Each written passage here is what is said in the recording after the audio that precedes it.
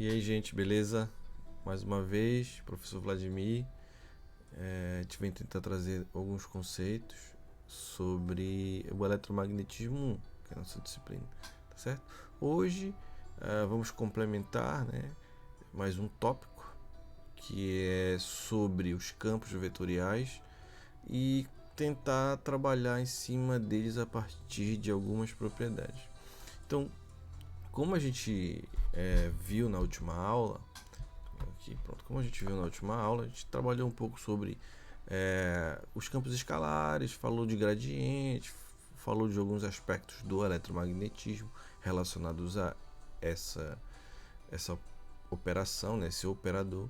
E agora a gente vai falar de um pouco, concluir, digamos, essa parte, né? Então a gente vai trabalhar essencialmente sobre como a gente pode observar os campos, essencialmente. Eles podem ser observados, os campos vetoriais, né, através de superfícies, né? Então eu vou determinar uma superfície, vou ver como o campo ele está se comportando ali e também através de uma linha, né? Então eu observo através daquela linha o que é que o campo faz, digamos assim, o campo quando ele toca as linhas de campo, quando tocam aquela linha, o que acontece? Que tipo de tendência existe? Então, para deixar já uma coisa assim de antemão, a gente vai possuir dois tipos de características aí, né? Uma que vai ser analisar a quantidade de fluxo que atravessa a superfície e a outra é a tendência de circulação ao longo dessa linha. No seguinte aspecto, acho que não é bem tendência, é a quantidade de circulação ao longo dessa linha, né, desse caminho que a gente escolher. Então a gente tem aí dois pontos a serem observados. Então imagina que a gente tem esse campo, esse campo, a gente vai tentar avaliar esse campo aí ao longo desses três pontos. Então temos esses três pontos aí para avaliar e o que está acontecendo próximo, na região próxima desses três pontos, tá certo? Então, à medida que a gente visualiza esses campos, a gente observa esse padrão, né, acontecendo. Deixa eu botar aqui o apontador. Então, a gente pode observar pelas cores. Então, a gente tem aqui embaixo cores mais intensas, né? O vermelho, meio amarelo, indo para o verde, até chegar no azul. Então, digamos que o campo é mais intenso nessas regiões mais escuras, na verdade, de vermelho e amarelo, né? São mais intensos do que o verde e o azul escuro são as regiões mais claras, certo? Deixa eu voltar aqui, a gente pode observar. Cadê o play? Pronto. A gente pode observar que as linhas de campo, de modo geral, tá? Isso aqui não são linhas de intensidade, são mostrando a tendência do campo através dessa região que eu estou montando. Então essa região ela pode ser uma esfera inteira. Então esse campo está sendo tridimensional. Então eu tenho uma esfera inteira em que essas linhas de campo estão atravessando essa esfera. Então a mesma coisa que eu tenho tendências, né? Linhas de campos atravessando essa esfera, entrando e saindo, entrando e saindo, entrando e saindo aqui. Todas essas aqui estão chegando, né, a um ponto no ponto P de convergência. Aqui eles entram e saem também. Também a gente pode olhar com uma outra visão, né? Então, uma linha em cima dessa superfície, qual é a tendência a se ocupar. Mas nesse primeiro momento a gente vai se atentar se isso fosse uma superfície, uma esfera completa. Se fosse uma superfície que envolvesse esse volume, né? Então a gente quer saber a quantidade de linhas que porventura, a grosso modo, atravessam essa superfície, tá? Ou tem a tendência de atravessar, né? Quantidade. Isso aí a gente avalia a partir da divergência, tá? Essa divergência ela vai trazer uma quantidade de linhas, né, à medida que esse volume ele reduz a zero. Ou seja, é como se eu quisesse avaliar uma linha, se eu pudesse avaliar uma linha só de fluxo daquela, né? Então o meu ponto e a superfície que estava ali nesse ponto, ele está se aproximando a zero, estou querendo pegar só aquela linha mesmo para entender o que está acontecendo. Por isso que eu estou avaliando o fluxo, se comporta nesse volume, né, que tem essa superfície, quando isso tende a zero. Então a gente define isso como sendo o divergente. Divergente é essa integral de superfície, né, garantida nessa superfície, dividido por o volume, à medida que esse volume ele tende a zero. E aí, esse fluxo, a gente tem que começar a perceber que ele depende da magnitude e da orientação do meu campo. Isso é muito importante da gente não esquecer. A orientação sempre está relacionada com a direção e com o sentido desse campo. Então, por exemplo, temos campos que eles são considerados fontes, quando esse divergente ele é maior que zero, né? Então, vendo que essa parte é mais azul escura, indo para a parte mais esverdeada. Então, nesse caso, né, a gente teria as linhas de campos mais intensas, mais afastadas aqui, né, nesse exemplo, né, a gente está tendo o divergente, digamos, maior que zero. Aqui a gente já tem as linhas de campo apontando, né, para o sentido dessa origem de convergência, né? Aqui as linhas de campos elas estão saindo, digamos assim, né? A orientação dela é saindo do ponto que a gente quer observar, e aqui é chegando nesse ponto que a gente quer observar. Então, por isso que o divergente desse cara aqui ele é menor que zero, a gente chama ele de sorvedouro, e esse outro aqui fonte. Há também o fonte em que não tenham essas duas características, mas acontece da mesma forma, né? Em que as linhas de campo ela aponta na direção de saída e a intensidade muda, tá certo? Ela não é constante, então começa com intensidades pequenas e termina com intensidades grandes, né? Então eu tenho uma divergência positiva nesse caso aqui, né? Que a divergência ela está sendo explicada por dois parâmetros: as cores, que mostra, né, que é mais intenso aqui, também a velocidade com que isso vai, né? A velocidade nesse lado aqui é mais lenta do que desse outro lado aqui. Então, são formas de mostrar. Podia ser setas, aqui setas menores e aqui setas maiores. São várias formas de a gente representar esse campo. E por último, o solenoidal, que a gente já comentou sobre ele algumas vezes. E esse solenoidal é constante. Então eu percebo que o campo ele tem valores constantes nessa região, né, visualmente, e a divergência desse campo aqui ele é zero, por isso que esse campo ele é considerado solenoidal, tá? Solenoidal. Bom, então voltamos para a nossa figura. Em vez de trabalhar com esferas, de trabalhar com coordenadas cartesianas, só para a gente introduzir, porque a gente quer visualizar, a gente pode trabalhar com cubo, por exemplo. Então a gente vai olhar esse ponto P1 aqui, que agora eu vou chamar de ponto P. Então esse ponto P ele vai possuir uma divergência. Então perceba que eu vou ter linhas de campo. Ele é em 3D, né, esse cubo. Então vou ter linhas de campo entrando em várias partes aqui, né, seguindo a tendência do fluxo. Perceba que essas linhas elas em branco, né, essas com setas aqui, elas tendem a caminhar sobre as linhas do campo, é proposital. Então essa linha de campo ela entra no cubo e ela sai pela frente, essa outra entra pelo lado e sai por trás. Então existe uma outra entrando aqui por trás, saindo aqui por cima. Essa aqui está entrando pelo lado e está saindo por trás. Por exemplo, essa aqui está entrando pelo lado e está saindo aqui pela frente. Ó. E aí, enfim, tem várias linhas de campo entrando e saindo em superfícies desse campo, tá? Então, o cubo só foi para a gente ter uma convenção, só para convencionar, para a gente poder visualizar o que vai acontecer. Uma outra coisa é que nosso campo, né, ele é dado nas 3 direções, então ele está em todo o espaço. A x, AY e AZ. Então, nas três direções. Eu posso fazer o seguinte, para visualizar um pouco melhor, né? A gente pode expandir em série de Taylor tanto o AX quanto o AY quanto o AZ. Aqui, ó, eu pego o AX, expando em série de Taylor, né? Ao redor do ponto P. Então, sempre eu estou avaliando ao redor desse ponto. Não se esqueça disso. Ao redor do ponto.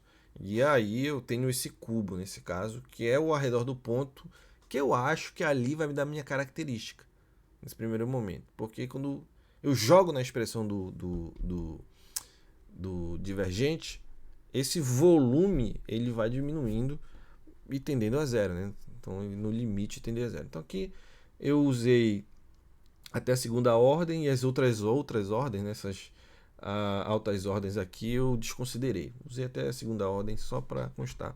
Daí eu vou fazer essencialmente para o AX. E aquela integral de superfície, ela vai...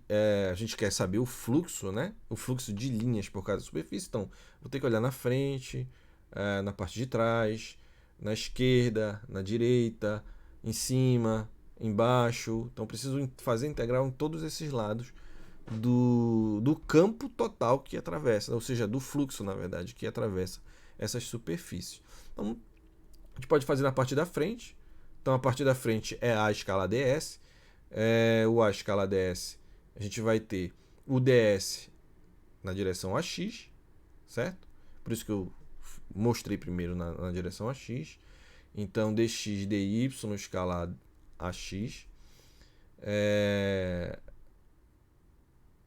Desculpa, o ds, né, dessa parte da frente aqui, é dy dz ax, certo? E eu vou usar o AS, o meu campo A também na direção AX, né? Quando eu fizer o produto escala entre os dois, isso aí vai dar 1 entre o AX do DS e o AX do meu campo. Então todas as outras componentes elas vão ser desconsideradas aí nesse... Desconsiderada, vou dar zero, né? A minha discussão, porque para essa faceta aqui, para essa face, eu só tenho essa contribuição de ds. Eu não tenho na direção y nem na direção z. Então, quando eu fizer o escalar com o campo A, que está em todas as direções, só vou ter em AX. Quando eu fizer o produto escalar tanto do ds, que só tem na direção AX, quanto do campo A, que tem nas três direções, o resultado é que o único componente que não dá zero é na direção AX. E AX com AX é 1, certo? Então, esse é o caso. Então, essa é a primeira coisa. Essa face que está aí destacada, ela vai estar na posição x igual a x0 mais dx2. Essa é a posição que esse cara está, certo? Por quê? Por quê? Porque o tamanho dessa aresta aqui é dx, tá? É dx. Então, se isso tudo é dx, uma vai estar em dx sobre 2 e a outra vai estar em menos dx sobre 2, certo? Então, quando eu somo os dois lados, os dois caminhos, digamos assim, os dois pontos, né? Isso vai dar dx, que é o tamanho dessa aresta. Bom, então essa integral, quando eu faço o produto escalar, certo? Eu vou encontrar exatamente esse produto escalar aí, né? Deve ter a integral aqui. E do outro lado a mesma coisa, tá certo? Agora a face é saindo do cubo sempre para fora. Sempre para fora, tá? Nunca para dentro do meu cubo, ou para dentro da minha superfície, ou para dentro do meu volume, sempre para fora. A normal é para fora. Então, a normal dessa superfície aqui é para fora do meu cubo. Então, é por isso que é dy dz menos ax, porque está para fora. A normal é para fora. A posição dessa face, né? É x igual a x0 menos dx sobre 2. Tá? E aí a gente encontra essa outra expressão. E aí é só olhar o que vai acontecer, né? Então vai ser a integral da frente com a integral da parte de trás. E aí a gente vai encontrar esse resultado aqui, tá?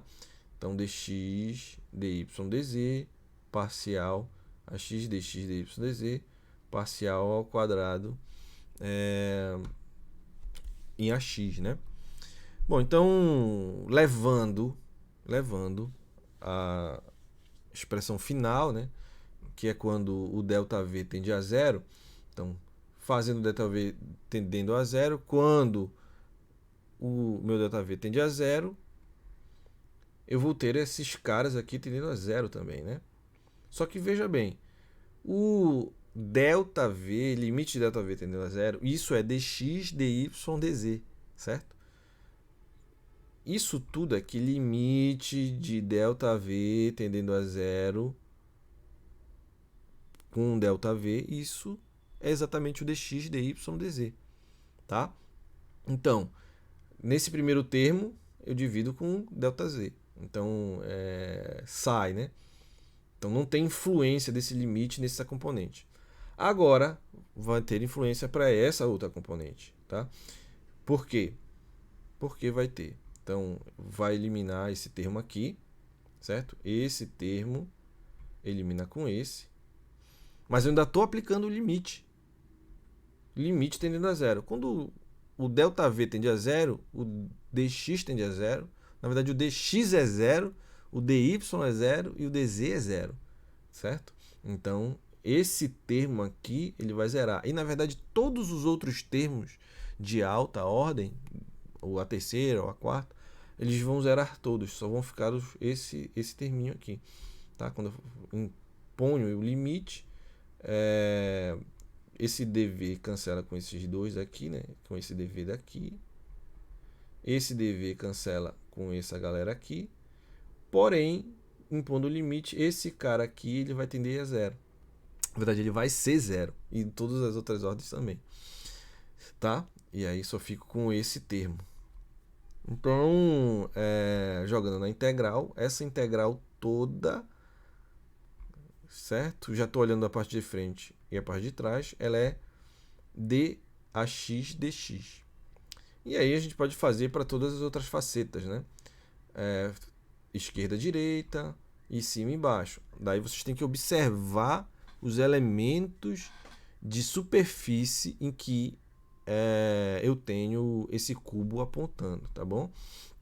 Que é importante observar. Então, se eu for olhar aqui, por exemplo, nessa direita aqui, no cubo, nessa parte da direita do cubo, quem é o elemento de volume? De área, desculpa. Então, qual é a normal aqui? A normal é para fora.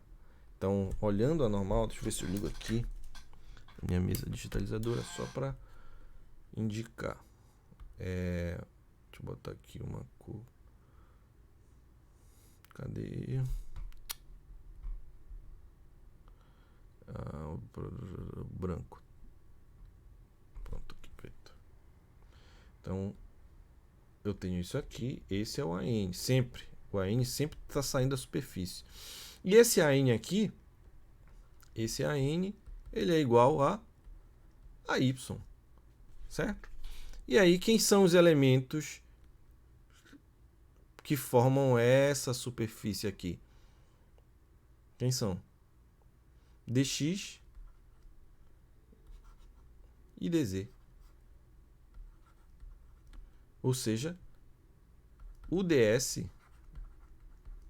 ele é dx, dz, ay. Então a gente pode olhar também para outra face, que é esse outro lado aqui, que é para lá. Aí quem seria esse outro AN? Esse outro AN é igual a menos...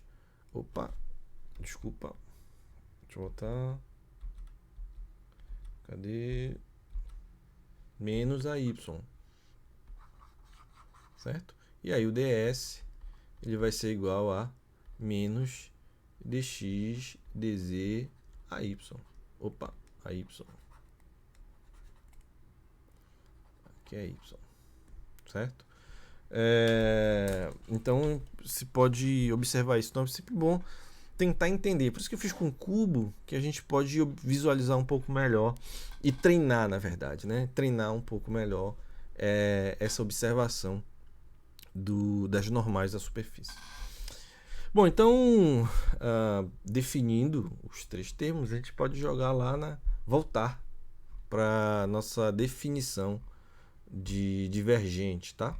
Então, jogando aqui para nossa definição de divergente, a gente vai ter que esse lado é igual a esse. Então, em coordenadas cartesianas, o divergente de A, ele é, né, o operador nabla escalar um campo vetorial, ele vai operacionalizar com as derivadas parciais em relação às suas componentes, né? Então, derivada de x em relação a x, derivada de y em relação a y, derivada de z em relação a z, que é o campo na direção z. Verifique, observe que esse resultado aqui, ele é um escalar, tá? Ele é um escalar, beleza? É muito importante isso. E aí a gente pode encontrar também para as outras componentes. O divergente de A em coordenadas cilíndricas, bom vocês terem isso com vocês. E o divergente de A em coordenadas esféricas, está em F aqui, mas deveria ser um A aqui.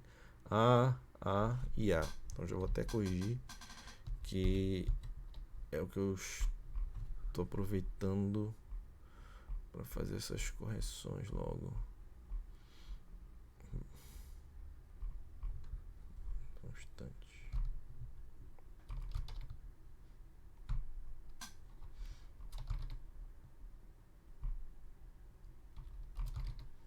Pronto. Sobre algumas propriedades do campo escalar. Então a gente vai ter que o campo escalar, ele... Eita, aqui também está errado. Deixa eu voltar aqui sobre algumas propriedades. Pronto, essa aqui é uma delas, que na verdade é a mais o nabla barra bullet B. Pronto.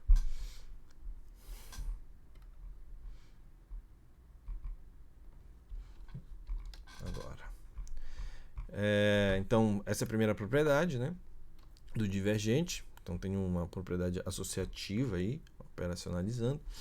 Também tem o divergente de um campo escalar multiplicado por um campo vetorial. Então, que vai dar o campo vetorial, o campo escalar multiplicado pelo divergente de A escalar gradiente de V. Tá? Isso aqui é uma outra propriedade bem interessante. E a última, né, que é o divergente do vetor posição dividido pelo módulo ao cubo desse vetor posição. Tá? Então seria divergente do vetor posição dividido pelo módulo ao cubo dele, ou uma outra forma de visualizar, né, essa mesma operação. Deixa eu ver se eu anoto aqui. Uma outra forma seria o divergente. Opa! Isso aqui também é a mesma coisa que ser o divergente. Caramba! Divergente do AR sobre R módulo de R2. Certo? Mesma coisa. Essa propriedade ela vai ser interessante pra gente, tá? Em que eu tenho uma pequena associação aí, né? Que vai ser 1 sobre o módulo ao cubo do divergente desse vetor posição. O vetor posição escalar o gradiente de 1 sobre R3, certo? Então é uma propriedade que a gente precisa ter em mente. Então essas propriedades são interessantes de vocês terem anotado, terem sempre em mão para consulta, tá certo? Uma consequência dessa propriedade do divergente, então o que a gente observou no divergente? Nada mais é do que, a gente fez uma escalada, vamos representar como é que o que são os campos. Lembra que eu falei sobre isso? Eu falei, O campo, a gente pode definir ali esse espaço do campo como sendo a representação de muitos pontinhos ali, cada pontinho representa uma quantidade física que a gente quer descrever. Então, quanto mais pontos desses existirem, melhor essa representação do campo. E aí, essa quantidade, essa pequena quantidade nesse ponto, ele pode ser um escalar, ou seja, ele vai ser um número que pode ser dado por uma função, né, escalar, ou ele pode ser um vetor, certo? Se ele for um vetor, ele vai representar ali o meu campo vetorial. E aí a gente começou com esse passo, né? Vetor, a gente teve que posicionar, se for um campo vetorial, a gente tem que posicionar o negócio lá, entender as posições, e aí a gente começa a visualizar a partir deste processo vetorial, que é uma forma de visualização, o campo. E aí eu falei, olha, a gente pode visualizar ele por linhas de campo. E aí, eu posso contar o número de linhas. Como é que eu faço isso? Eu conto através de uma superfície, uma forma de fazer isso. Daí eu conto essas linhas. Nessa primeira parte. É exatamente a relação do fluxo que a gente está interessado. Só que veja só, sempre quando eu trabalho com um caminho fechado, ou seja, eu vou fechar o meu caminho, eu defino uma superfície. E aí eu posso também, essa superfície, em vez dela estar aberta, eu fechei a superfície. Posso definir ela. E aí vai existir uma quantidade de fluxo que sai dessa superfície, ou seja, na verdade que entra de um lado da superfície e sai de outro lado da superfície. Isso pode acontecer. Ou pode acontecer de todas as partes dessa superfície, todas as linhas de campo estarem entrando nessa superfície, como eu mostrei lá. E pode acontecer de todas as linhas de campo estarem saindo dessa superfície, de todas as superfícies, né? Então, por isso que eu falei, existe a fonte, o sumidouro, né, o selenoidal. Então, existem essas propriedades do campo. Aí a gente chega numa seguinte característica, pô, velho, se isso está acontecendo, tem uma coisa a mais que a gente pode avaliar a partir dessa divergência. Quando a gente ficar olhando só para a superfície, será que o volume que essa superfície define, já que ela é uma superfície fechada, ela não pode ter alguma representação nisso? Então veja, a gente começou a construir dizendo que o campo é um ponto e agora a gente está pensando, rapaz, essa superfície ela é fechada aqui, a gente já falou disso, né? Que propriedade a gente pode ter relacionada a essa proposta, né? Então imagina que a gente tem um campo A. Esse campo A está atravessando essa superfície fechada S. E essa superfície fechada S, ela define um volume V, tá certo? E aí o que é que eu estou pensando em fazer? Eu tenho elementos de volume, dV1. Cada elementinho de volume desse, eu quero que ele seja pequeno o suficiente, mas grande o suficiente. Pequeno o suficiente para conter uma linha de campo, mas grande o suficiente para representar todo assim, quando somar todas, né, não deixar nenhum espaço vago dentro desse meu volume, tá? Ou seja, a superfície transposta aqui, então digamos que todos os volumes que estão pequenos aí, eles tocam a superfície. Então não tem nenhum volume aqui no meio que não toca a superfície.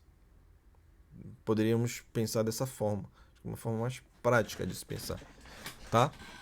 Então eu vou subdividir esse meu volume com vários volumes pequenos e esses volumes pequenos eles tocam a superfície, ou seja, eles compõem a superfície, todos eles, para facilitar nossa imaginação, né? Então a divergência total desse campo nessa superfície, eu posso dizer que é a somatória de todos esses elementos, todas essas contribuições desses elementos de volume ΔV, 1, V2, V3, V4, V5, até o VK, que é o número de elementos de volume, né, pequeno que contribuem, é a somatória de todas essas contribuições, tá? Então a gente pode trabalhar em cima disso. Então o teorema que a gente vai trabalhar, ele vem dizer que, olha gente, para esse caso, principalmente, né, pode ser outros exemplos, mas nesse caso, se a gente soma todos esses pequenos pedaços, então V1, do V2, do V3, do V4, se a gente vai somando de todo mundo, todos, digamos, vão ser atravessados por uma linha que entra e que sai da superfície. E quando eu somo tudo, todos esses pequenos pedaços de fluxo para fora de um volume, ou que entra no volume, mas quando eu somo tudo isso, ele resulta no fluxo para fora desse volume. Então, se eu pego, por exemplo, só esses volumes daqui de cima, é exatamente o divergente dessa superfície de todo mundo saindo. Então, soma desse, com esse, com esse, com esses volumes todos, que contém uma linha de campo, é exatamente essa superfície toda. É a mesma coisa, você pega o volume desse, representa essa parte, essa outra, é exatamente essas linhas que estão entrando na superfície. E se eu pego tudo aqui, eu tenho o divergente de A, tá? Então, é exatamente isso que a gente faz. A gente subdivide esse meu volume total em um número grande de pequenas células. Daí, aqui nesse caso, essas células, algumas não tocam, porque as contribuições vão se zerar, vão ser anuladas, né? Na verdade, essas contribuições das que não tocam a superfície, então vão ser zero. Não vou ter linha de campo saindo do meu volume, certo? Então, existe uma contribuição em que ela vai se negativar com outras, né? Como se elas não existissem. Então, eu determino, observo aqui que a minha integral de superfície, ou seja, o fluxo que atravessa essa superfície também, então o fluxo, o número de linhas que estão atravessando as superfícies, elas vão ser iguais à quantidade de linhas que atravessam todas essas microsuperfícies, né? Essas nanosuperfícies, essas pequenas superfícies. Então, de novo, uma outra forma de olhar, em vez de estar olhando o volume total, agora estou olhando a superfície. Então, dividir várias superfícies. Então, aqui eu tenho 10 linhas saindo, mas eu subdividi em 10 superfícies aqui. Então, essa aqui é uma, essa é outra, essa é duas, essa é três. Quando eu somo todo mundo, é exatamente as 10 linhas. Então, é isso agora que está dizendo. Só olhando para a superfície, certo? Antes eu estava olhando para o volume, agora estou olhando para a superfície, tá? Então, o fluxo total na superfície toda desse meu objeto aqui, né? Ele é a somatória desses incrementos, tá bom? E aí eu posso reorganizar isso, né? Então, basta multiplicar por volume, multiplicar e dividir por volumes aqui, ó. Então, feito isso, agora eu posso empregar o teorema, eu posso empregar aqui a definição de divergência. Lembra que isso aqui é a definição de divergência, esse termo? Então, eu aplico. Isso aqui é o divergente de A, certo? E quando eu tenho uma subdivisão muito grande de volumes, né? Então eu subdivido muito, subdivido em 10, em 20, em 30, em K, só que com esse K ele tende para o infinito. Quando o K tende para o infinito, então vai ser a integral. Opa! Eu fiz. Vai ser a integral. Opa, saiu aqui, deixa eu voltar. Pronto. Então, quando eu subdivido isso, esse K tendendo para o infinito, esse termo aqui é o divergente de A, e aí minha integral, ou meu somatório de K para delta VK, ele vai se tornar uma integral, né? Integral de volume do divergente de A, quando o K tende para o infinito. E isso aqui, ó, é o teorema da divergência, tá certo? Então, o teorema da divergência, ele vem estabelecer o seguinte: olha, bicho, se tu sabe o fluxo de linhas desse campo passando pela superfície, tu sabe a divergência dessas linhas que estão contidas dentro desse volume. Isso quer dizer exatamente a mesma coisa. É isso que esse teorema ele está dizendo, né? Então, eu até coloquei aqui que ele vai se aplicar em qualquer volume limitado por uma superfície fechada, que esse teorema ele dá o fluxo total desse campo vetorial que atravessa a superfície, né? Aqui eu estou colocando como que sai da superfície, porque sempre é normal saindo. Então a gente pode ter como naquela uma normal negativa, né? Ah, isso aqui é menos a y, mas sempre a normal é saindo da superfície. Apesar da linha de campo pode estar invertida, como entrando na superfície, mas a normal sempre é saindo. Por isso que a gente sempre define uma superfície que sai de uma superfície. Então é igual à integral do volume da divergência de A, ou seja, do que está contido de divergente dentro desse volume. Onde que a gente vê isso, essencialmente? Então a gente falou da lei de Gauss. Então a lei de Gauss tem uma distribuição de carga. Essa distribuição de carga ela é dada, né, na forma volumétrica, né, a partir dessa integral. E essa distribuição de carga, veja bem, essa distribuição de carga ela é igual à densidade de fluxo elétrico. Isso aqui a gente já definiu. Isso aqui é a primeira lei de Gauss. Desculpa, é a lei de Gauss, é a primeira equação de Maxwell na forma integral. Mas a gente pode olhar isso de outra forma agora, aplicando o teorema da divergência. Então a gente aplica o teorema da divergência aqui, ó, em ρ dv, e aí encontra exatamente o que? A gente encontra agora que a divergência de D, certo? Isso aqui, ó, pelo teorema da divergência é igual a isso. E só pode ser igual se os dois termos eles forem iguais, né? Então, isso aqui é igual a isso, densidade de fluxo elétrico na superfície. Isso aqui é o fluxo elétrico que é dado a partir da integral de superfície da densidade de fluxo elétrico escalar ds, certo? Esse cara aqui, eu apliquei o teorema da divergência, que deu igual a esse camarada aqui. E aí, só pode existir essa igualdade se os dois termos de dentro forem iguais, né? Então, o divergente de D é igual a ρV. Ou seja,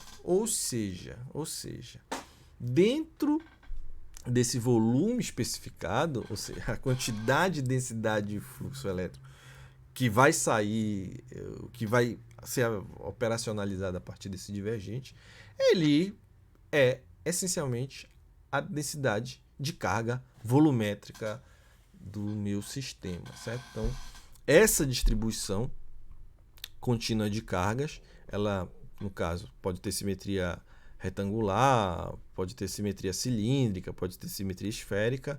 Essa lei de Gauss, ela é muito importante, tanto a integral como a diferencial, para determinar o campo E. Lembra que o E, ele independe, na verdade ele está atribuindo como o epsilon relativo ser igual a 1, certo? E só trabalhamos com epsilon zero. Então o E, ele fica um pouco mais direto, mas a gente pode estar trabalhando com densidade de fluxo elétrico, né?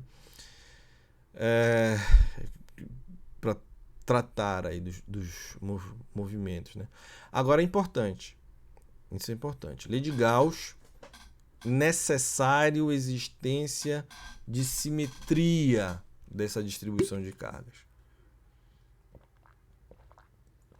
Se não existir simetria, vai ter que usar lei de Coulomb. Lei de Coulomb, vai ter que usar força para encontrar, tá certo? Tudo pode usar a lei de Coulomb, inclusive, para encontrar. Todos.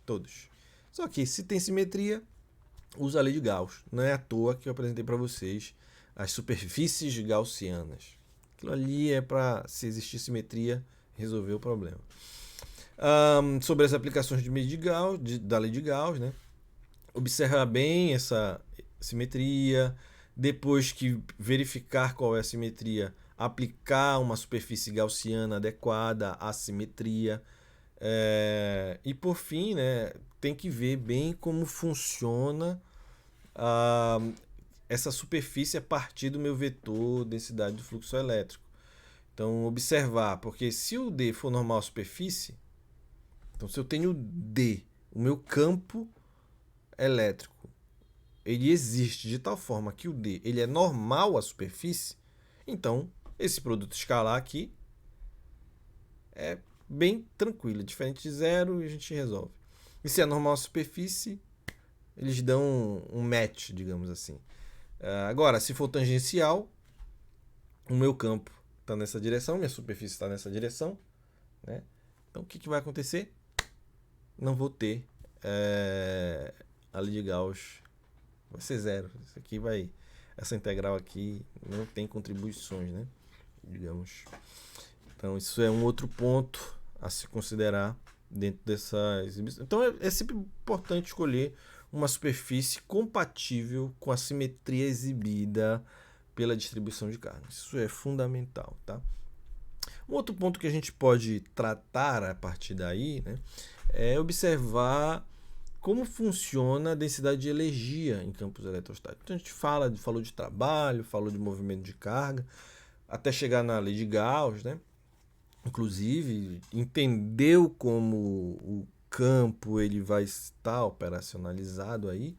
Então, imagina que a gente quer posicionar essas três cargas pontuais, tá tirando ela, lembra sempre do infinito para P1, um agente externo fazendo esse movimento das cargas. Então, Q1 para P1, Q2 para P2, Q3 para P3. Então, inicialmente estão vazias. Então a gente vê que nesse processo inicial não tem uma necessidade de se realizar trabalho, tá? Q1 do infinito até P1. Por quê? Porque inicialmente não tem nada naquele lugar que eu estou levando as cargas. Isso para a primeira carga, tá certo? Inicialmente a gente não está trabalhando com nada. Só que assim, quando a gente começa a olhar para as outras, então o trabalho que a gente vai realizar movimentando uma carga para outra, agora vai depender daquele valor daquela carga que já estava lá. Então, à medida que eu venho trazendo Q2, a ação da carga Q1 em Q2, ela começa a ser considerada, né? Então, a gente vai ter que vai existir um potencial, que esse potencial depende da carga 1, né? Por isso que é de 2 em 1, para poder movimentar. Então, movimentar o Q2 de menos infinito até aquele ponto, ela é a carga Q2 vezes esse potencial que depende da interação entre Q1 e Q2, tá? Por isso que é V2,1. E aí, de modo similar, a gente pode fazer a mesma coisa. Eu estou trazendo o Q3 do infinito, agora tem duas cargas lá naquela região. Vou ter uma ação pelo teorema lá da superposição. Q1 agindo em Q3 e Q2 agindo em Q3. Então, tenho dois potenciais agindo aqui na minha carga 3, tá certo? Então, o trabalho total realizado para posicionar as três cargas, ele vai ser igual ao trabalho de levar a carga 1 para lá, já que não tinha nada, então, beleza. Da carga 2 e da carga 3, tá? Então, esse é o trabalho total. A gente pode olhar também, se for o contrário, levar a carga 3 primeiro, depois a carga 2, depois a carga 1, tá? Pode pensar dessa outra forma. Só que assim, olhando para o total, né, desse processo, é que o trabalho total ele vai ser meio de Q1 V1 mais Q2 V2 mais Q3 V3. Então essa é o trabalho, digamos que é como se fosse um trabalho médio aí do que poderia acontecer dentro dessas combinações, né? Então perceba que o trabalho ele vai ser o movimento da carga 1 pelo potencial da carga 1, esse potencial de levar, né, do infinito para lá, a mesma coisa, como se fosse de Q2 V2, então somente a carga 2 indo de zero para essa movimentação, né, o potencial dela, as outras cargas, e Q3 para V3, tá? Então isso aqui é o trabalho. A gente pode generalizar para um número infinito de cargas. Então, para N cargas pontuais, se existem N cargas pontuais eu quero localizar no ponto, o trabalho é a somatória dessas cargas pelo seu potencial gerado. Então, existe uma distribuição de linha de cargas, que é a integral dessa distribuição de cargas vezes o potencial que essa distribuição de linha gera, Ou então uma superfície de cargas, que é a integral dessa superfície vezes o potencial que essa superfície gera, ou o volume de cargas, que é a densidade volumétrica vezes o potencial que essa densidade de volume de carga gera. E aí a gente tem que lembrar do seguinte, que essa densidade de volume de cargas, a gente já viu pela lei de Gauss na forma diferencial. Ela se relaciona diretamente com o divergente da densidade de fluxo elétrico. Então, a gente pode observar o seguinte, isso aqui, substituindo, a gente encontra esse cara. Daí lembra das propriedades. Então, uma propriedade que tem que o divergente dos campos escalar B pelo campo vetorial A, né, divergente de B vezes A, ele tem essa cara. Então, substituindo, tá? Então, ou substituindo não, organizando, porque eu estou querendo encontrar essa relação, né? Então, estou querendo encontrar essa relação. A gente pode aplicar agora nessa integral aqui. E aí, pelo teorema da divergência, então, substituindo, né, toda essa expressão, isso aqui, por isso, né,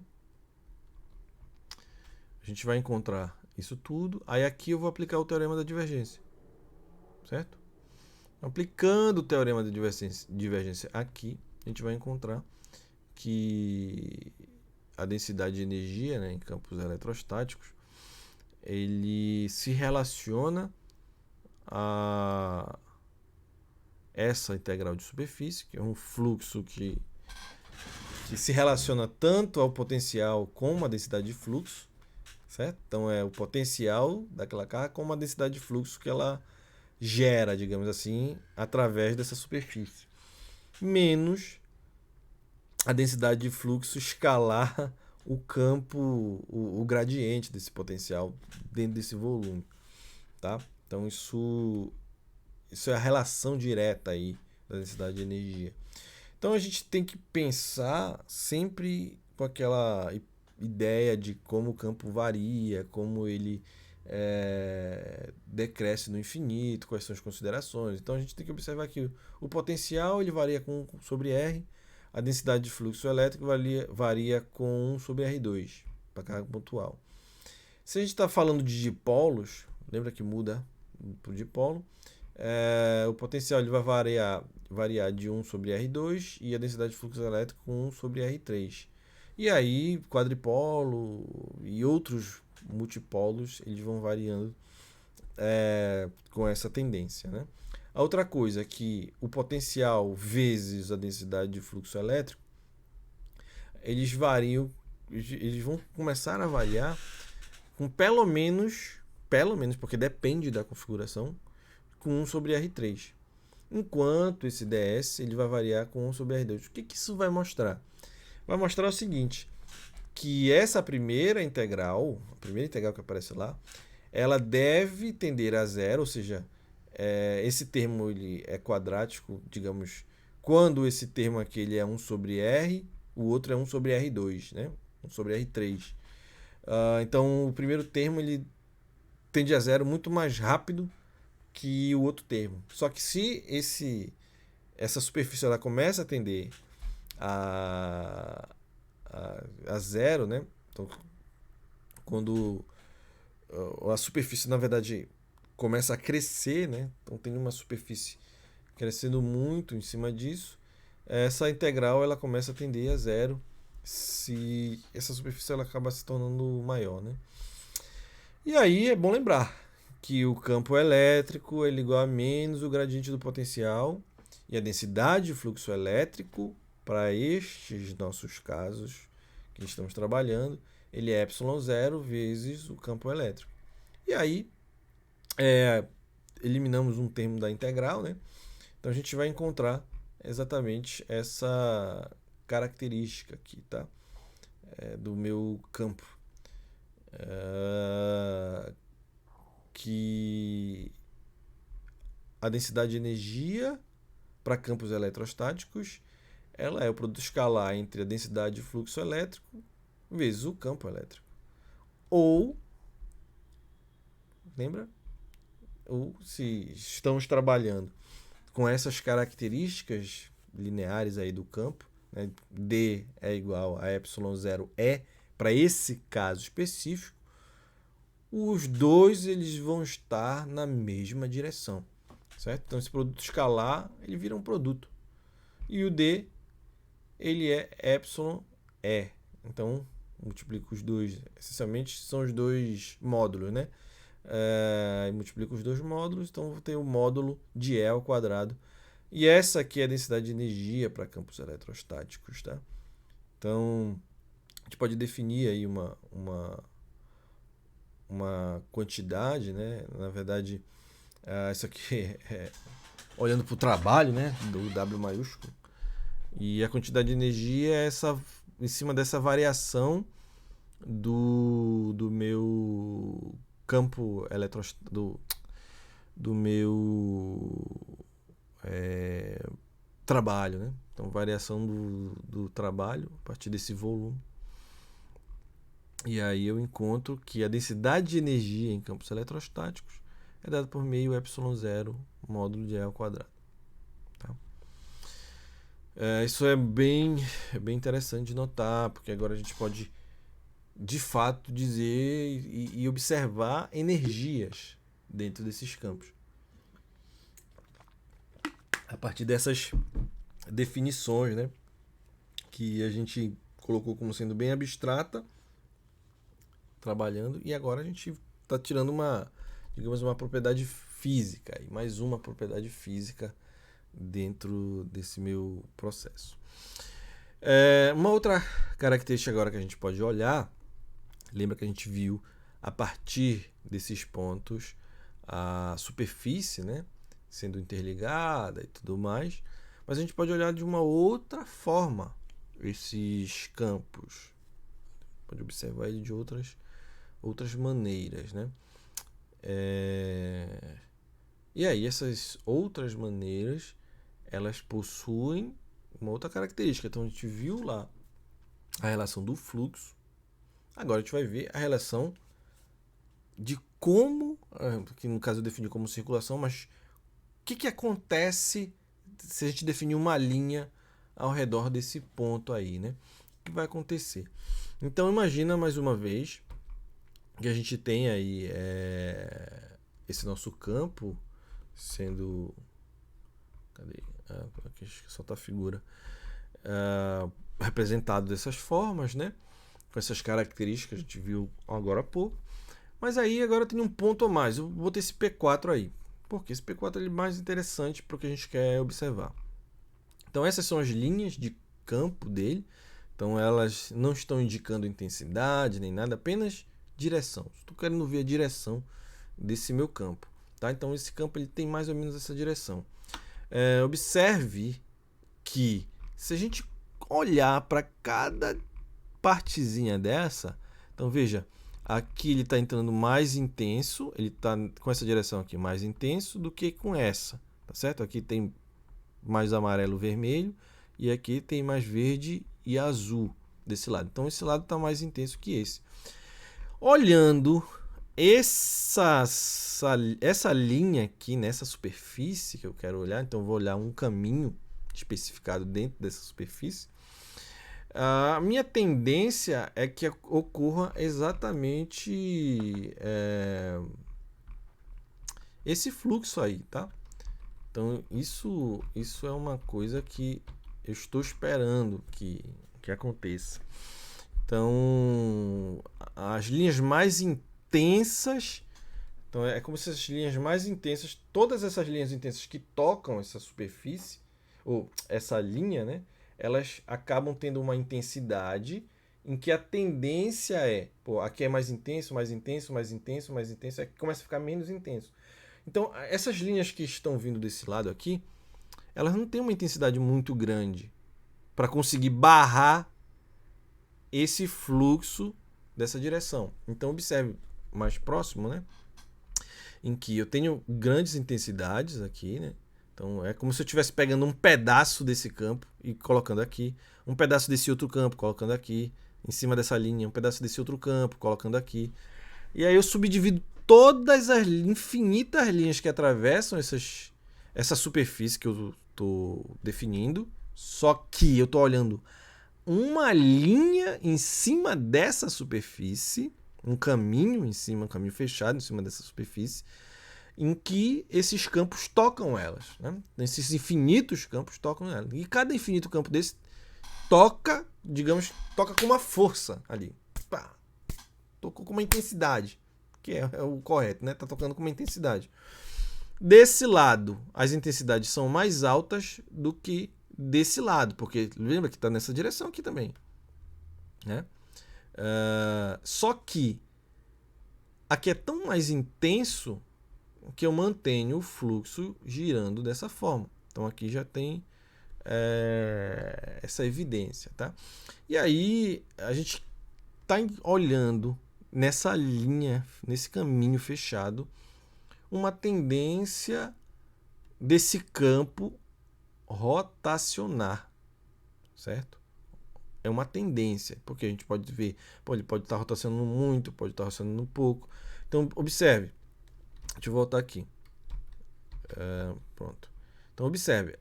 Todas as linhas de campo aqui, nesse caso, isso que aconteceu. Pronto. Todas as linhas de campo aqui, ó.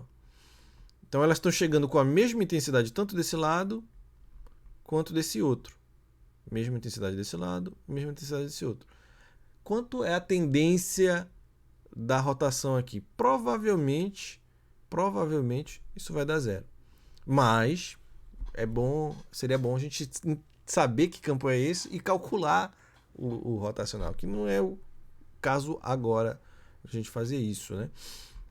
Mas observe que aqui ia dar um resultado diferente desse aqui, que dá um resultado diferente desse aqui, que é mais óbvio ainda do P3, mais óbvio ainda que esse campo ele vai rotacionar dessa forma.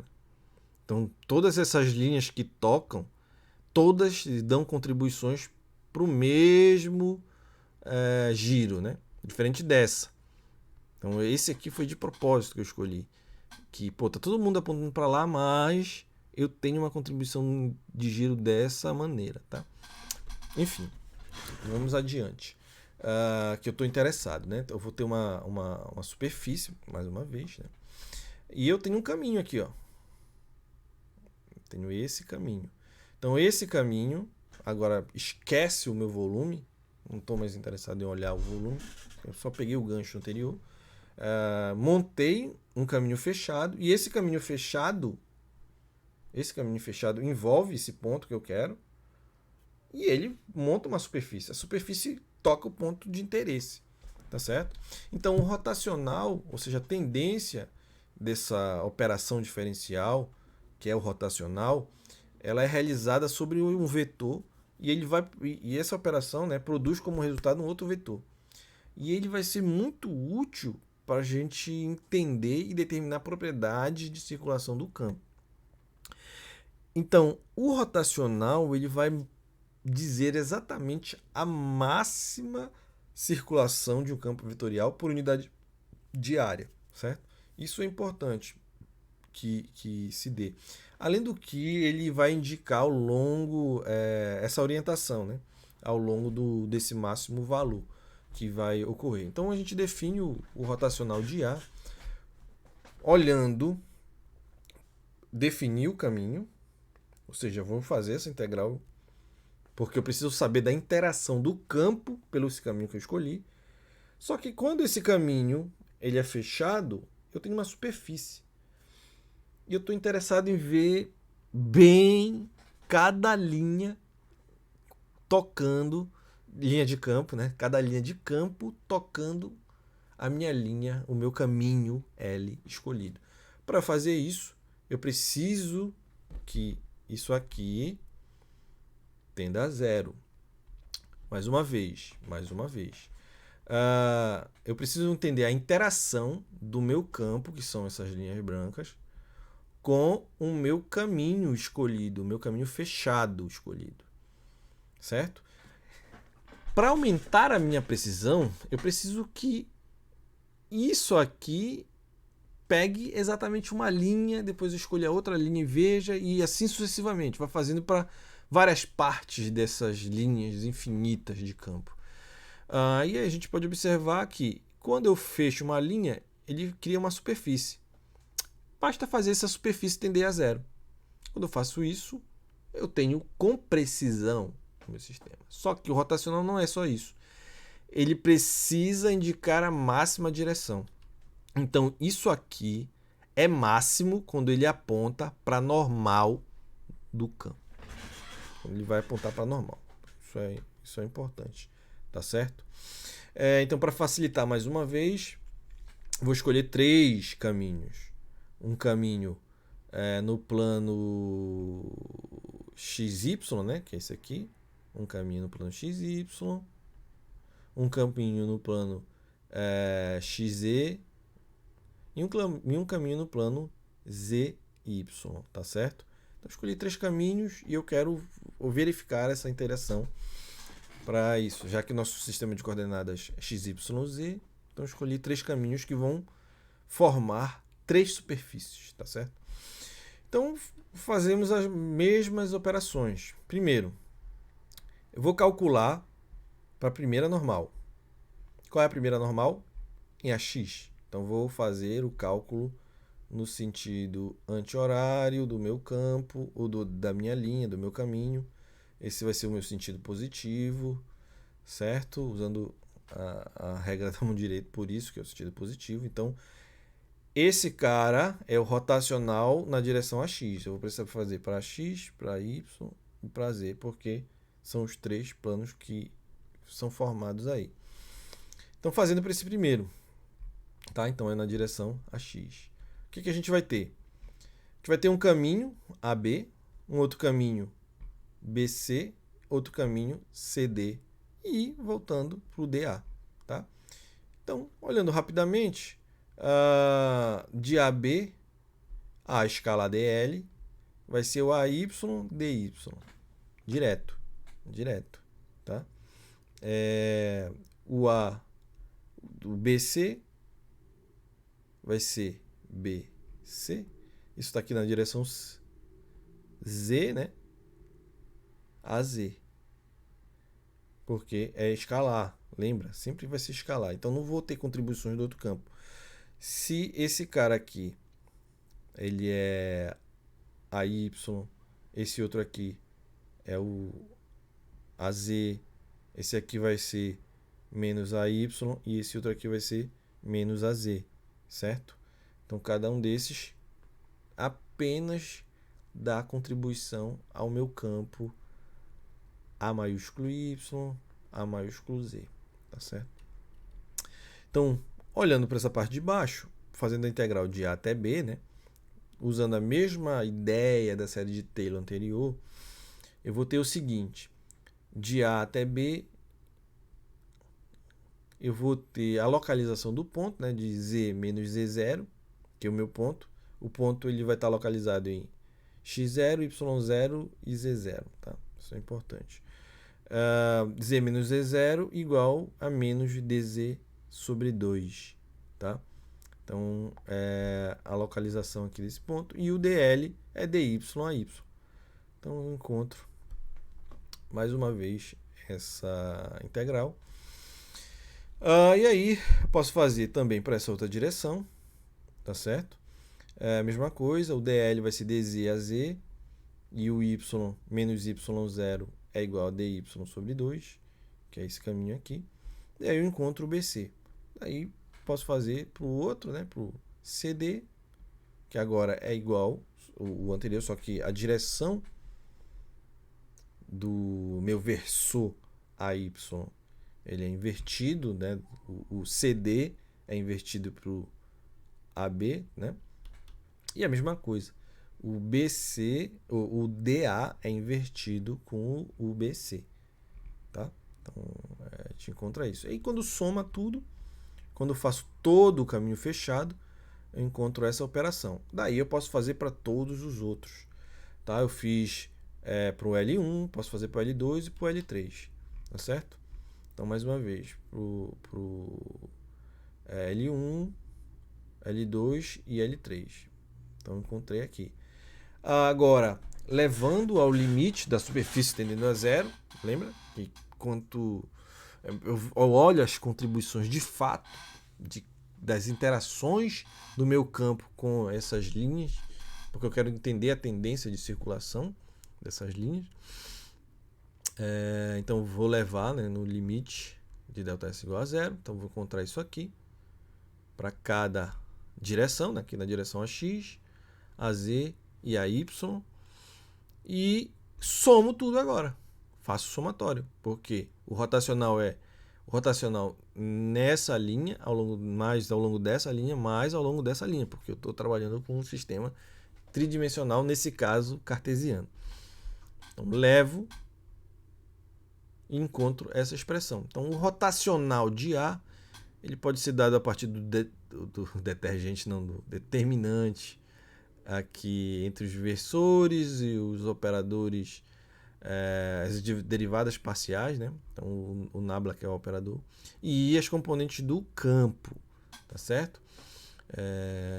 Isso é importante de se notar. Então também tem ele associado a coordenadas cilíndricas e a coordenadas esféricas, tá?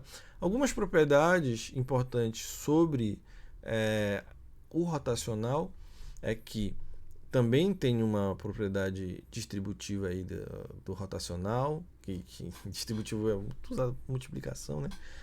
Mas o rotacional do somatório de A e B, ele é o rotacional de A e rotacional de B. O rotacional ele gera um vetor, né? Conseguiu perceber aqui que ao operacionalizar o rotacional de A, o resultado é um outro vetor, tá? A segunda relação, que é o rotacional de um campo escalar multiplicado por um campo vetorial, também tem suas propriedades.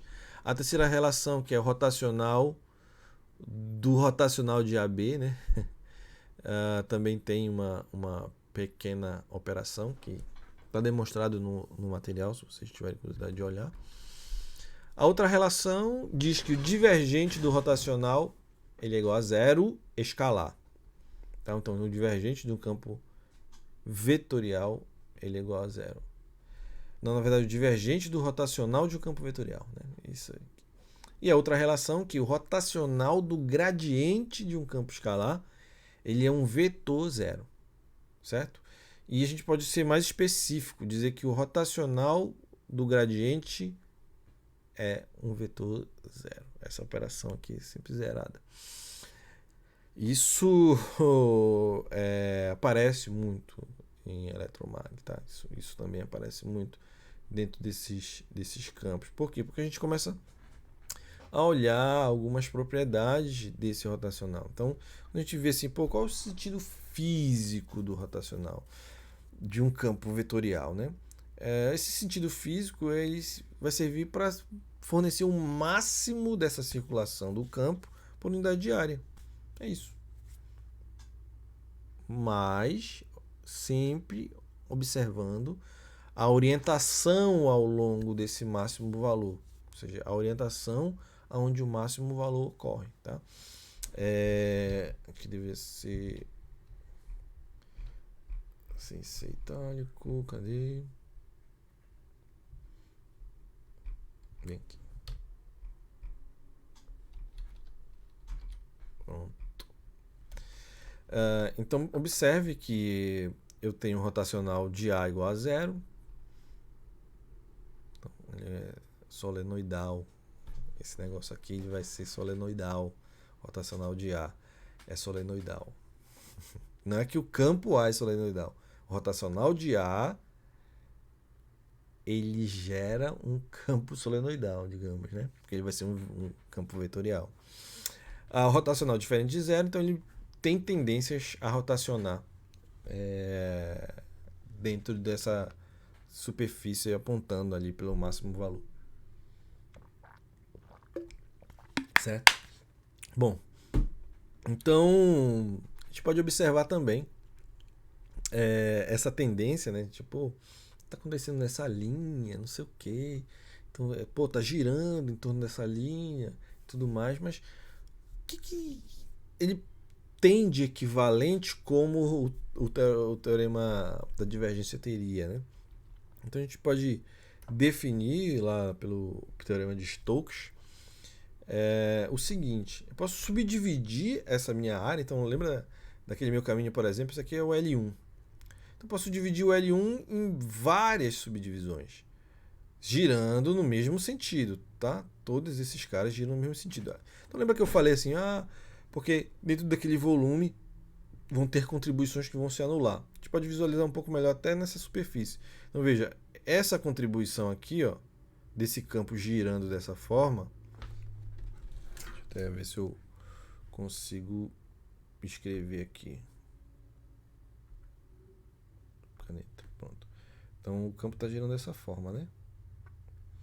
E esse campo também está girando dessa forma. Então, esse campo está indo para cima e aqui está indo para baixo, certo? Aqui, ó, isso aqui é uma região zero de contribuição. Isso aqui também vai ser de zero contribuição. Aqui, zero contribuição, zero contribuição. Aonde é que não vai ser zero de contribuição? Aqui, aqui, aqui, aqui. Sempre nas bordas. Nesse caso, a borda é o caminho L, certo? Lá no nosso caso, as bordas eram a superfície, no caso anterior, né? Então aqui, essas bordas, elas são as únicas que possuem contribuição. Então, observe que quando a gente começa a mostrar a prova aí do teorema de Stokes, né? A gente está vendo a interação do meu campo nesse caminho, e aí eu quero olhar a interação do campo por todos esses caminhos, em todos esses caminhos. E mostrei aqui rapidamente que só vai interessar para mim nas bordas, ou seja, não tem diferença entre todo o caminho e subdividir para olhar cada parte dessa isoladamente e depois somo tudo. Então as duas coisas são iguais, certo? Então são LK caminhos e eu faço a integral da interação do campo por cada microcaminho desse, estou chamando, e somo tudo, vai dar igual, tá certo? E aí observe que eu posso multiplicar e dividir pela área, né? Por essa área aqui, de cada um, por exemplo. E aí, quando eu faço isso, esse camarada aqui, né? Ele é exatamente a nossa definição. Quando o ΔS tende para zero. Exatamente a nossa definição de... quando esse cara aqui... Isso aqui é a definição do nosso rotacional. E quando o K ele tende para infinito, ou o ΔS tende para zero, eu tenho uma integral. Tá? Ou seja, o que a gente viu? A interação do meu campo nesse meu caminho. Por quê? Porque tu tá falando de interação do campo no caminho. Que doideira. Porque eu tô querendo saber se ele tá com alguma predisposição a fazer algum tipo de circulação. Por mais mínimo que seja isso, tá? Isso aqui ele é igual a calcular o rotacional do campo A nessa superfície, cara. Só que em que direção? Na direção normal a ela, certo? Sempre normal a superfície. Por isso que é um produto escalar. Rotacional do campo A nessa superfície de acordo com a sua normal, certo? Então essas duas coisas elas mostram aí o teorema de Stokes. Então tem algumas regrinhas aí do teorema de Stokes que vai estabelecer essa circulação desse campo vetorial, desde que o campo A e o rotacional de A ele exista, tá? Então isso é uma propriedade bem importante. E aí a gente define finalmente o nosso campo, sempre olhando para minha normal da superfície, né? Então isso é interessante, bem interessante. O rotacional de A ele pode ser calculado direto na superfície, ou então eu olho aqui a minha integral de linha. Então, eu tenho uma uma contribuição importante sobre a circulação, né? Dá uma interação interessante sobre a circulação. E relacionar minha integral de linha com minha integral de superfície. Integral de linha com superfície. Tá? Isso é bacana de observar. E onde a gente pode usar isso logo, né? A gente pode usar isso exatamente na segunda equação de Maxwell lá, integral. Em nosso caso, isso para campos eletrostáticos. Essa segunda equação de Maxwell é para campos eletrostáticos. Sempre deixar claro. Então, isso aqui mostra que nosso campo eletrostático ele é conservativo, porque isso aqui deu igual a zero. Então, usando o teorema de Stokes, né, essa integral de linha aqui vai ser igual a essa integral de superfície. Eu só fiz botar no teorema de Stokes. E essas duas coisas elas são iguais a zero. Tá? Então, ou seja, esse rotacional. Como a superfície ela é definida, só pode ser o rotacional de E igual a zero. Tá bom? Então, o rotacional de E ele é igual a zero, que é a segunda equação de Maxwell para campos eletrostáticos. Tá certo? Então, isso é muito legal de observar. Que a gente pode olhar o caminho fechado do campo elétrico, ou a gente pode ver o quanto ele rotaciona. Para campos eletrostáticos, essa integral ela é zerada. E é a mesma coisa, ele é um campo conservativo. Rotacional de E sendo zero, isso mostra também que é um campo conservativo. Tá? Então, o que a gente tem aí, né, dentro desse meu processo? Primeiro, a gente já viu que o rotacional do gradiente do potencial ele é zero. Agora, e o divergente do gradiente do potencial? O que é isso? O que é isso? O que a gente pode falar dessa operação? Então, se a gente olha em coordenadas cartesianas, essa operação, né, a gente vai ter o seguinte. Então, direto, boto o operador nabla aqui e o gradiente de V desse lado. Faço o produto escalar, a gente encontra isso aqui, ó. O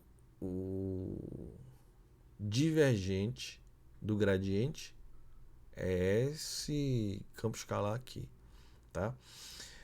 Então se define como laplaciano de um campo escalar, se define dessa forma, aquela operação em coordenadas cartesianas, tá? Essa operação aqui, que também pode ser dado em coordenadas cilíndricas ou coordenadas esféricas, tá certo?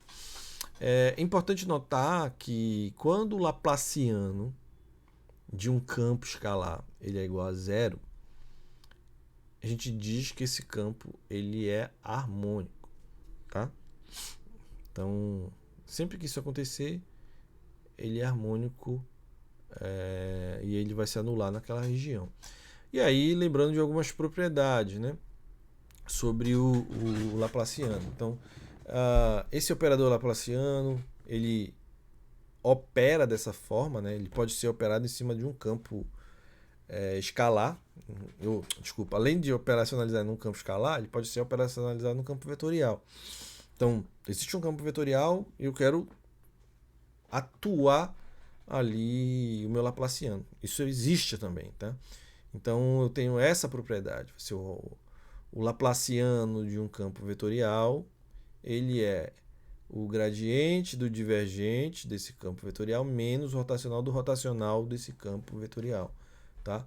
Então isso aqui é interessante porque o laplaciano ele vai operacionalizar, já dando uma adiantada, né, nos campos elétricos, no eletromagnetismo, ele operacionaliza potenciais. Na eletrostática, no campo elétrico, potencial elétrico. No campo magnético, potencial magnético vetorial. A gente vai acabar chamando. Quando aparece o laplaciano no campo magnético, né, ele vai aparecer a partir de potenciais vetoriais, e não potenciais escalares. E aí a gente chega num seguinte critério. Como é que a gente pode encontrar um campo? Então imagina o seguinte, sobre derivadas, né? A derivada de x quadrado. Derivada de x quadrado é 2x. Faça o integral. Integral de 2x. Quanto é que vai dar isso? Vai dar x quadrado? Beleza, deu x quadrado mais c, que é uma constante. Ou seja, a gente não encontrou uma resposta, a gente encontrou infinitas respostas que dependem das minhas condições de contorno. Então, eu quero classificar um campo. Eu quero dizer que ele é aquele campo e só aquele campo. Será que eu consigo representá-lo apenas pelo rotacional e pelo divergente? Será? Então aqui a gente tem algumas coisas que eu listei. Eu tirei do livro, né? Mas são importantes a gente listar. Primeiro, beleza. Uma propriedade importante é que todo campo ele pode ser univocadamente caracterizado pelo seu divergente e seu rotacional. Mas isso não é uma garantia. É isso aí que é a questão. Isso não é uma garantia, tá? Para que se dê essa garantia, porque não são suficientes, esses campos vetoriais eles precisam ser classificados em termos da anulação, ou seja, existem condições que me representem aquele campo. Então, além do gradiente, do divergente, quais são as condições daquele campo? Ou seja, é mais ou menos como se fossem as condições iniciais para resolver a equação diferencial, ou qual é a condição inicial ali para encontrar esse c da minha função, né? Então 2x, x ao quadrado mais 1, e quando eu faço a derivada dele dá 2x. Quando eu faço a integral dá x quadrado mais c. Não encontrei a original, encontrei em vários, uma família de resultados, né? Então preciso da minha condição de contorno, digamos assim, do meu problema. E a condição de contorno é a região ali. Eu quero. Uma das coisas que a gente sabe é que o campo ele precisa se anular no infinito ou se anular naquela região delimitada, numa região delimitada, tá? Então isso é importante. E aí algumas características sobre o campo a gente precisa observar. Primeiro, existem campos em que o divergente e o rotacional eles são zero. Existem campos em que o divergente é diferente de zero e o rotacional é igual a zero. Divergente é igual a zero, o rotacional é diferente de zero. Divergente é igual a zero e o rotacional ele é diferente de zero, certo? Então, só vou ajeitar em sequência aqui umas coisas, porque isso aqui é um vetor, isso aqui também é um vetor, isso também é um vetor, eita, esse também é um vetor.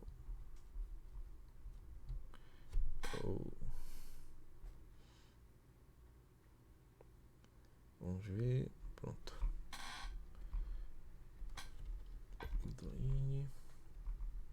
Isso aqui também é um vetor. Pronto.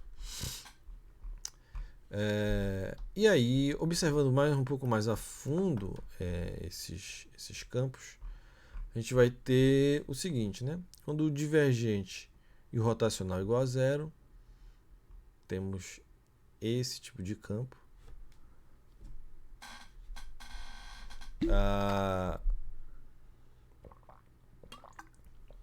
Campos que são divergentes diferentes de zero e rotacional igual a zero. Esse tipo de campo, um exemplo, né? Isso aqui é um exemplo. Divergente igual a zero, rotacional diferente de zero. E divergente diferente de zero e rotacional diferente de zero também. Tá certo? Isso pode também acontecer. Deixa eu só ajustar aqui.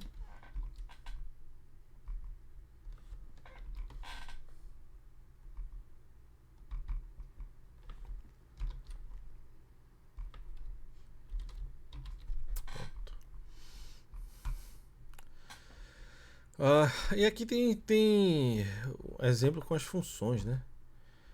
Por exemplo, dado um campo K igual a x, esse divergente ele é zero e o rotacional é zero. Então aqui um campo A dado por essa expressão, né? Solenoidal. Então um outro K vezes R depende da posição. Então K, R depende do vetor posição. O R é o vetor posição. O divergente vai ser 3K e o rotacional ele é zero. Então é esse outro cara aqui, ó. Certo? Um exemplo. O outro é que é um vetor K escalar o vetor posição, vetor R. Então aqui o divergente dá zero, mas ele rotaciona, né? Rotaciona a partir desse vetor K, tem essa cara. E o outro é K rotacional, o produto vetorial R mais uma constante, o vetor R. Então eu vou ter um divergente, 3 vezes essa constante, e o rotacional 2 vezes o vetor K. Então dá diferença de zero.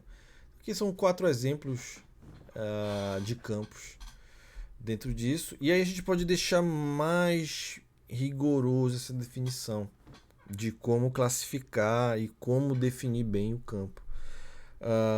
Como sendo, imaginando aquele exemplo das integrais, da derivada para integral, né?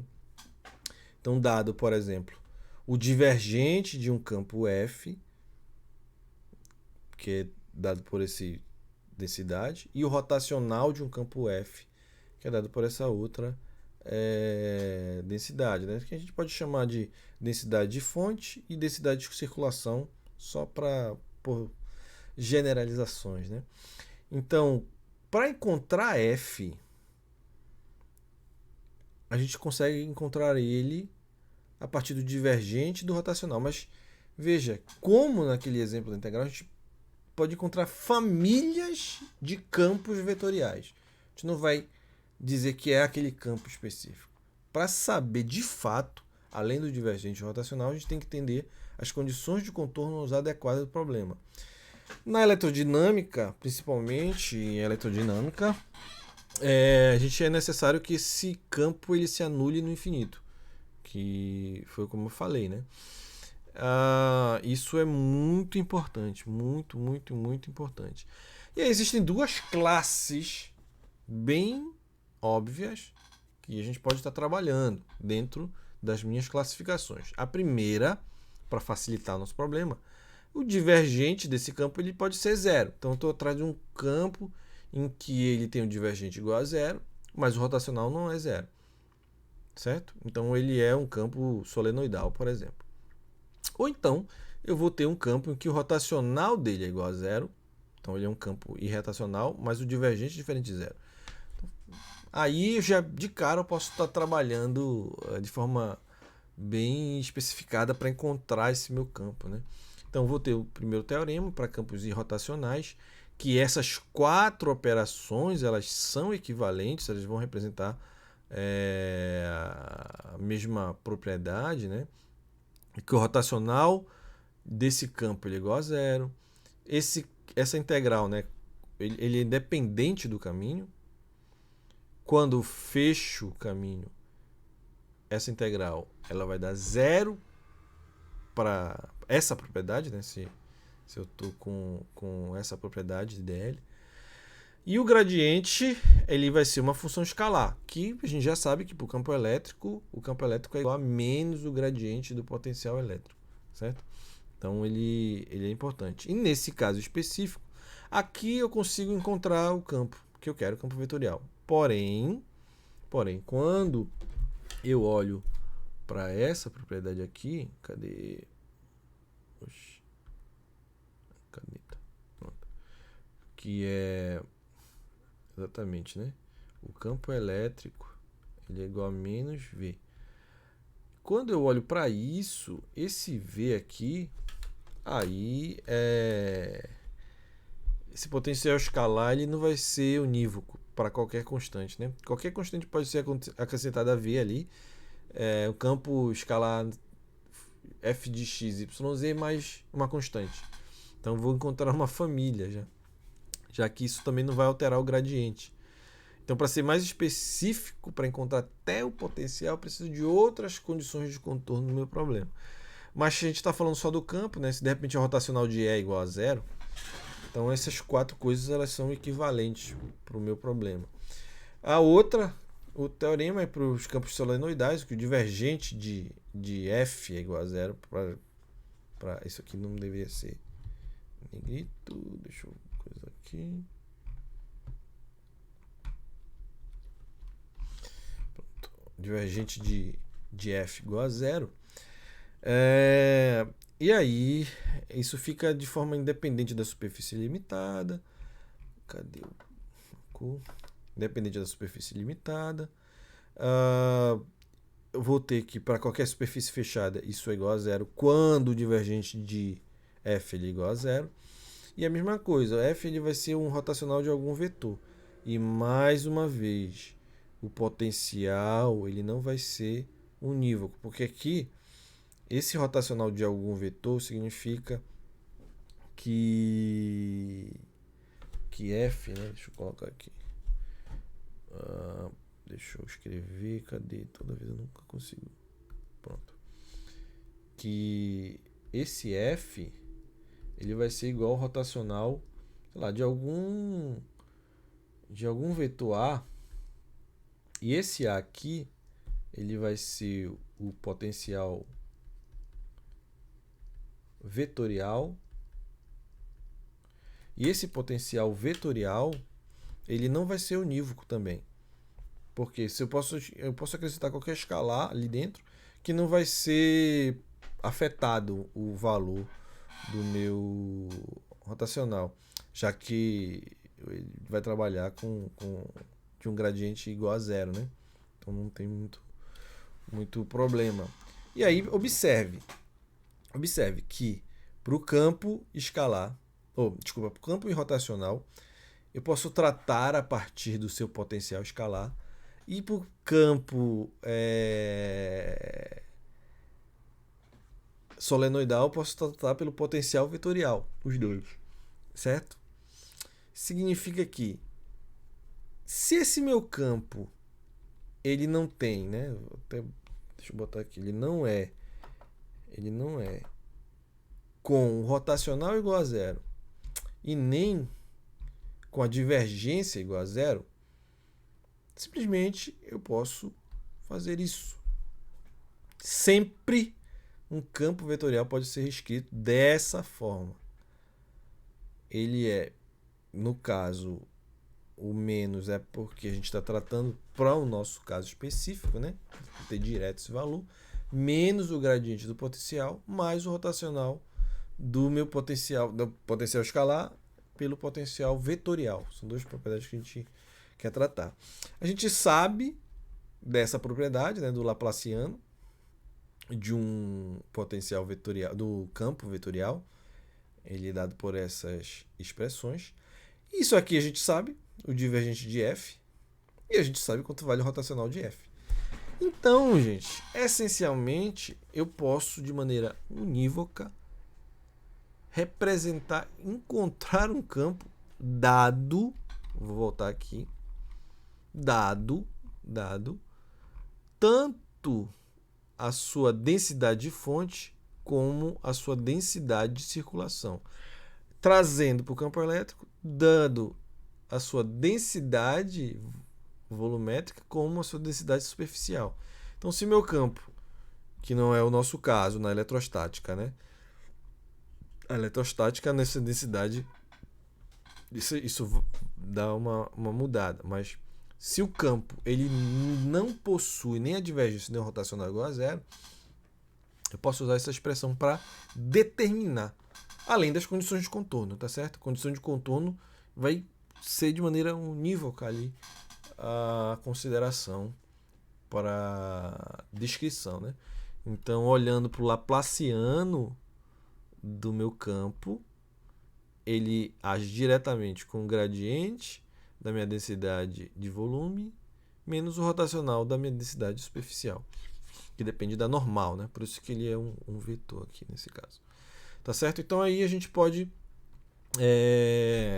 classificar e organizar os nossos campos agora, tá certo? Então é isso. Qualquer dúvida, estamos aí. Essa aula ficou um pouquinho mais longa e espero que tenha dado para entender. Eu sugiro que vocês tentem entender do que é essa integral, porque essas integrais, porque elas são importantes para entender esse contexto tanto de divergência quanto de circulação, tá certo? Valeu!